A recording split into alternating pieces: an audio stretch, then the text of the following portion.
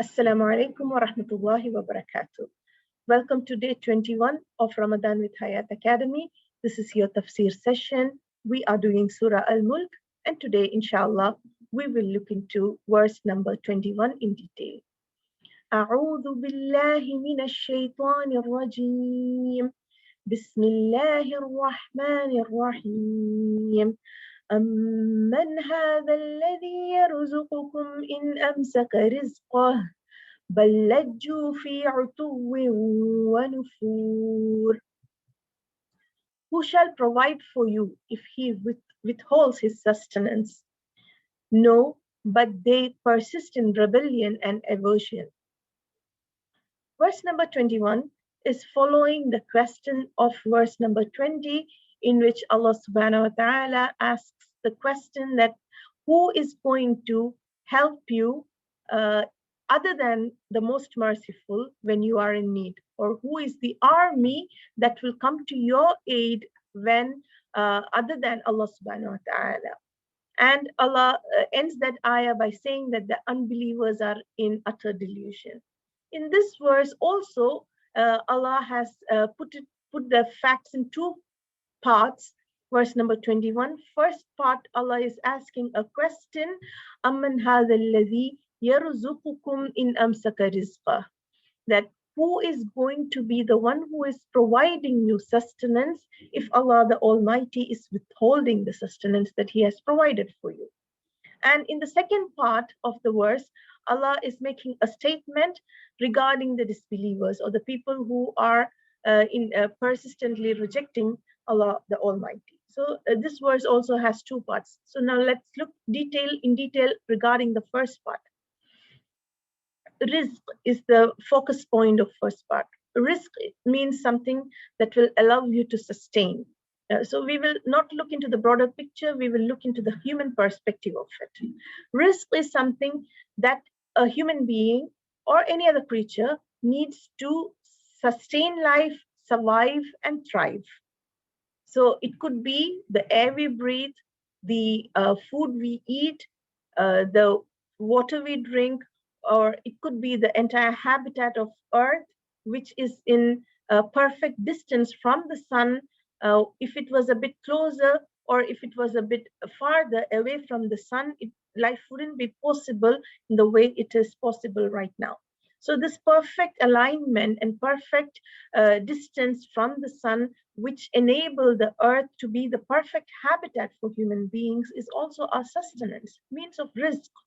And all the things that are coming inside and out is our rizq, which is necessary for human beings to not only sustain life, but also to survive and thrive, and to progress and benefit from all the things that are being provided for. So this is the word rizq for us. So it could be our job, it could be a farming, or it could be anything that will help us to survive. Saying that, Allah is asking, who is going to provide you with rizq if Allah the Almighty is withholding it? Meaning He is underlining the statement that He is the one who has provided you this rizq. And we know that we have no hand in placing the earth in such a perfect alignment from the sun, or in perfect distance from the sun. We have no place or no hand in making the soil so fertile to allow us to grow crops and allow us to rear animals which will help in our sustenance. We have no hand in many of the things that are being provided for us. We have no hand in the rotating of the earth, in the revolving of the earth. We have no hand in the formation of day and night. We have no hand in the air we breathe. We have definitely hand in destroying all these things. But in creating all these things, none of the human beings here claim hand in any of these. So we know that Allah the Almighty is the one who has provided for us all these things. And Allah is posing the question, the essential question for the reader to think about, that who is going to give you if I am withholding this? And we know at this time of COVID-19, when people all around the world are gasping for breath, the oxygen all around us but our lungs are infected and we are incapable of gasping breath. If Allah the Almighty is withholding it, there's none of us, nobody can help save it. We see millions of people have died already. We see thousands are dying on a daily basis. And this, we take, when we are breathing, we take it for granted. And we realize only the blessing when it is withheld from us. This goes to anything and everything in our life. We take things for granted. We take our sense of smell and sense of taste and sight, hearing.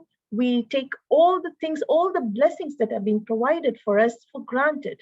And once it is withheld, once it is gone from us, we understand the value of it. Once we lose our sight, we understand the value of sight. Till then, we take it for granted.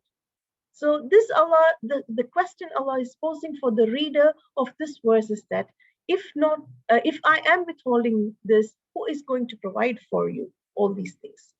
Now, and Allah into the later part of the ayah, Allah is explaining the behavior of the people who are denying Allah subhanahu wa ta'ala. Allah saying, Balajju, indeed they are persistent fi utuwin wa nufur.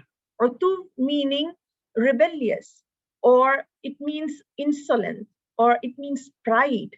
The people who are denying Allah subhanahu wa ta'ala is denying it because of their arrogance inside them.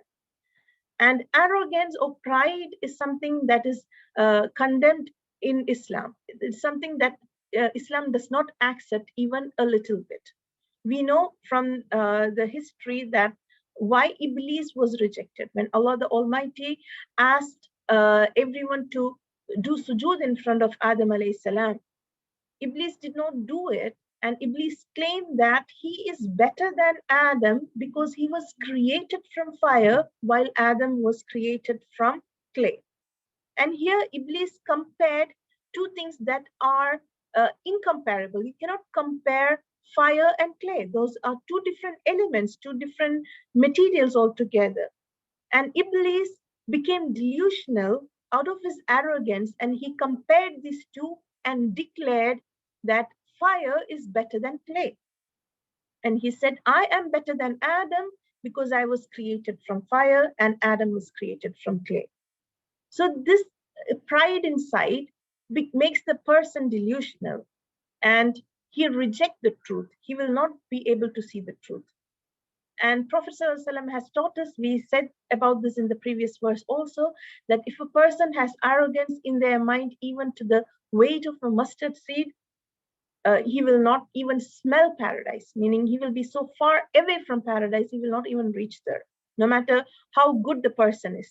If there is a tiny, mini bit of arrogance in the mind of the person, that is it. You will not enter paradise, or you will not even smell it, meaning you will be so far away from it. So this utu, or the feeling of pride and rebellious, and understanding that all the blessings that one is enjoying is not because of the mercy of Almighty Allah, but rather of what we earned it or what we deserve. That sort of pride in a human being is rejected in Islam. Allah understands that attitude as something, or Allah teaches us that attitude is something that is going to take you to hellfire, just like it took Iblis to hellfire. And then nufur, when nufur is something that is related to arrogance, you become so arrogant that you have aversion towards the correct path. You reject it. You consider it as something that it should be rejected. And you are in your delusional world where you think that you are the all-powerful master of everything, when everything is a mercy from Allah Almighty and a blessing from Him. So this is verse number 21, which is forcing us to think about who is providing us all the blessings and what are attitudes towards the Almighty who has provided all these blessings for us. How we should be, how humble we should feel, how humility we should feel in our heart, how modest we should be. And all the things that are opposite to the arrogance should be our quality that we should internalize. This is the message of verse number 21, and a very essential question that we should be asking ourselves and finding the answer and correcting our attitude and behavior towards not only ourselves and our Creator, but also to the fellow creatures, and understand that we are in the mercy and blessing of Almighty, which He can withhold from us anytime, and then nobody is there to help us or to save us or to provide for us a sustenance with which we can survive on this earth, on this life and the hereafter. So inshallah, see you all with verse number 22. Assalamu alaikum wa rahmatullahi wa barakatuh.